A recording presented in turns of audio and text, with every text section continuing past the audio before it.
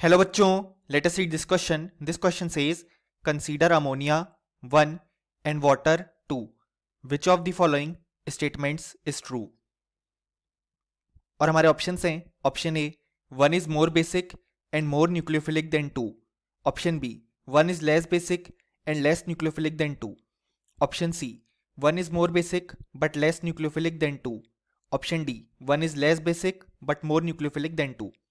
सो इस क्वेश्चन में हमारे पास अमोनिया और वाटर गिवन है एंड देन हमें बताना है कि इनमें से कौन सा स्टेटमेंट जो है वो ट्रू है.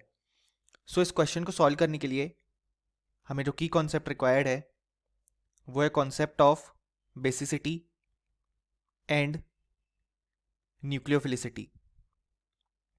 अब यहाँ पे अगर हम देखें तो सबसे पहले जो बेसिसिटी होती है वो रिप्रेजेंट करती है tendency to donate lone pair to H plus, यानी कि basically H plus accepting tendency या H प्लस को बेसिकली लोन पेयर डोनेट करने की जो टेंडेंसी होती है उसी को हम बेसिसिटी से रिप्रेजेंट करते हैं. अब न्यूक्लियोफिलिसिटी बेसिसिटी जैसा ही टर्म है लेकिन उससे थोड़ा डिफरेंट है. न्यूक्लियोफिलिसिटी रिप्रेजेंट करती है tendency to donate lone pair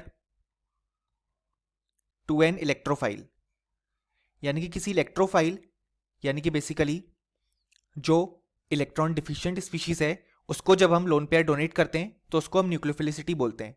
लेकिन यहाँ पे जब हम H प्लस को लोन पेयर डोनेट करें तो उस फिनोमिनन को हम बेसिसिटी बोलते हैं.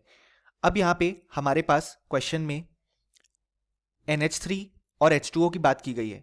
अब हम जानते हैं कि हमारे पास जो ऑक्सीजन है वो ज़्यादा इलेक्ट्रोनेगेटिव होता है देन नाइट्रोजन, यानी कि ऑक्सीजन जो इलेक्ट्रॉन्स हैं उनको अपनी तरफ ज़्यादा अट्रैक्ट करके रखता है और उनको अपनी तरफ ही रखना चाहता है क्योंकि वो ज़्यादा इलेक्ट्रोनेगेटिव है.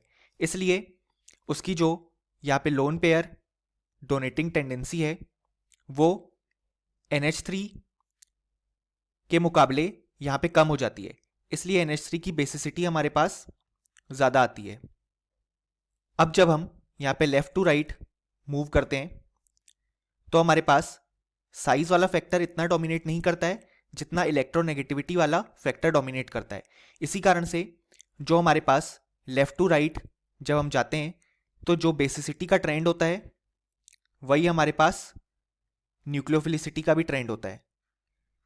इसी कारण से हमारे पास यहाँ पे NH3 ज़्यादा बेसिक भी है H2O से और ज़्यादा न्यूक्लियोफिलिक भी है क्योंकि यहाँ पे जो इलेक्ट्रोनेगेटिविटी वाला फैक्टर है वो प्रॉपरली डोमिनेट कर रहा है और नाइट्रोजन इसी कारण से लोन पेयर ज़्यादा डोनेट करना चाहता है.